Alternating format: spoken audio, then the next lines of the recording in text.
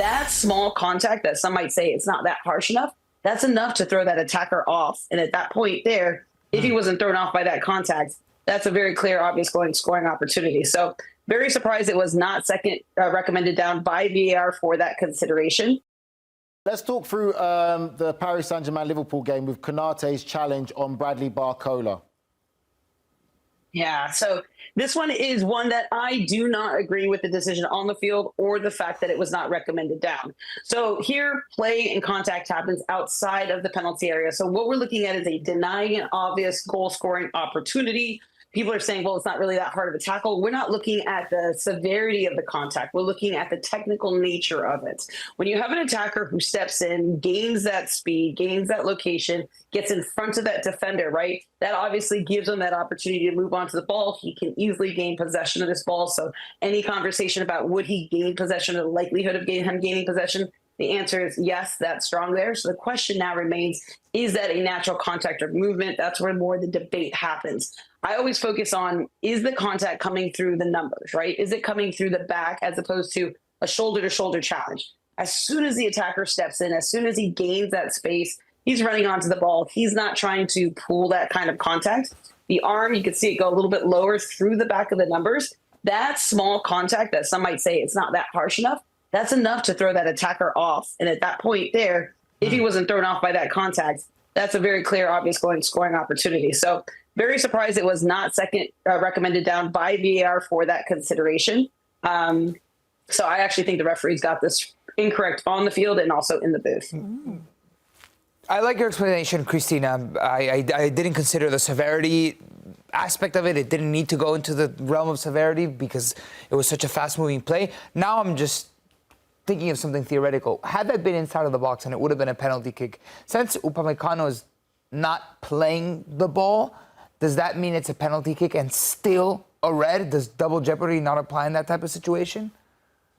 So this is a play that if you call it a foul, it has to be, and I know you just gave me the theory of if it was inside the penalty area, but we're still then making a question of, was the contact enough for a simple foul, right? That's essentially what we're asking here, because that doesn't rise to reckless. It doesn't rise to serious foul play. The level of contact or the severity of it, you would then be talking about, is it a simple foul? So if you're going to give that in the penalty area as a simple foul and a recommendation for a penalty kick, then you would also have to be of the same mindset that that is a simple foul for denying obvious goal scoring opportunity in the original play, right? So it works both ways. But if they gave it for a simple foul in the penalty area and gave a yellow card to avoid the double jeopardy, you would still probably get marked off wrong because we want this for denying an obvious goal scoring opportunity red card.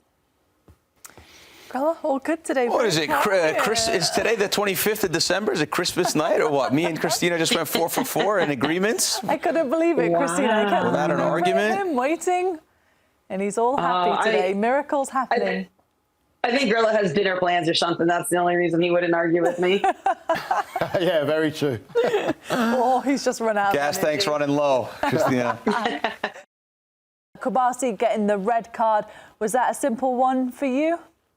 Yeah, Poppy, I love how you took the easy one. So right here, we're taking a denying obvious goal scoring opportunity, right? Does he have position? Does he have an obvious goal scoring opportunity? All these elements are met, right?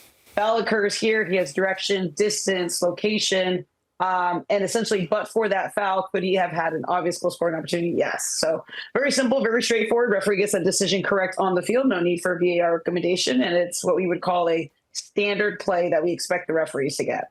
Textbook red. Textbook red. Yeah, there's no way around that. That's not controversial at all. What about the next one, boys? Which other ones have you got for Christina? What about the Benfica one, Christina? Talk us through this incident. Yeah, this one's going to make you look a couple of times, especially when you see it in both slow play motion as well as kind of full speed. So the decision on the field is a yellow card. VAR does not recommend the sound for a red card. And like I said, once you see it from that angle, it really makes you kind of heard that breath, bring that in. And the reason why this will stick to a yellow card is because it's we put it in the context of the play and the situation that's happening, right? Player's going, he's challenging, the other player is slide tackling into him. It's one of those plays he can't fully pull out of. But at the same time, he also doesn't see the player coming in that respect. So because there's going to be debate, and I know I've already gone back and forth with a couple of people saying, is that something that we would expect to be a red card? There'll be debate in those considerations that take away from the fact that, right, it wasn't a clear stomp in the sense he did go and plant his foot and stomp. It was in the natural run of play. There was a slide tackle coming from the side that he couldn't see the player coming from. And there was a bit, I wouldn't say it's a complete stomp onto it, but there's a bit of a hit and then it goes off. That is enough for us to say, not a clear and obvious red card, so therefore fine for the VAR not to recommend. But if the referee had gone red card, that decision would have remained as well.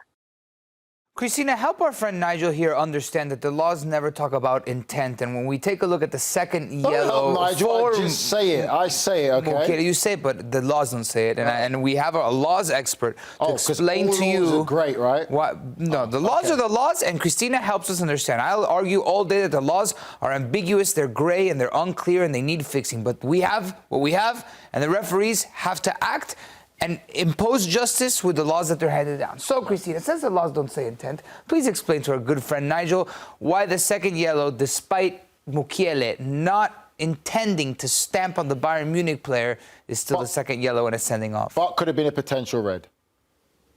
So to that point, we don't look at intent in these plays because a referee cannot get into the mind of a player, right? So we take a look at factual considerations, and the words we use is considerations here and what we take a look into. This one, once again, if that was a red card given on the field, that would remain. This is lower, close to your Achilles. This is something I would actually probably not be surprised at that being a red card. Now, what's detracting is it's the right leg, it's up in the air, it's moving forward. So as soon as he gets contacted by the studs from behind, the leg is moving, and then there's some pressure that's being put. So it's not, if the leg was stuck on the ground and then you got the studs in the back, the likelihood of breaking that Achilles rises much higher.